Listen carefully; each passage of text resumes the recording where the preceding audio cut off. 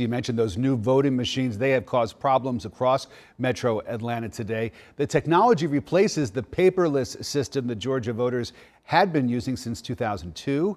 CBS 46's Brittany Edney joins us live from Lawrenceville First United Methodist Church with more on what's happening there. Brittany.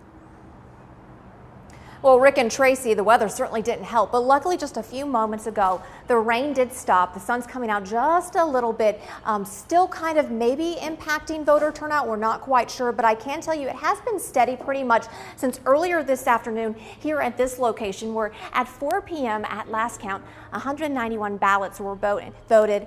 And as come into this location, it definitely warns about, maintaining that social distancing.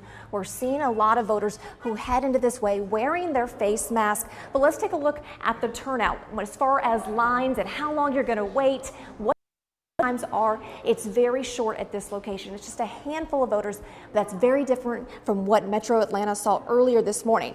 As far as the 8 voting sites that our crew went to this afternoon in Gwinnett County, we only found one with a line over at Lenora Church Park in Snellville.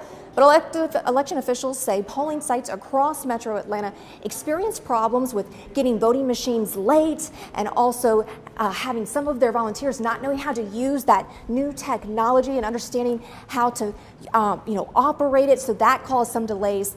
Gabriel Sterling, the state's voting implementation manager, disputed equipment issues when it comes to them actually functioning, saying in a statement released by the Secretary of State's office, quote, "While these are unfortunate, they are not issues of the equipment, but a function of counties engaging in poor planning, limited training, and failures of leadership." So their office is really pointing the blame at the county level.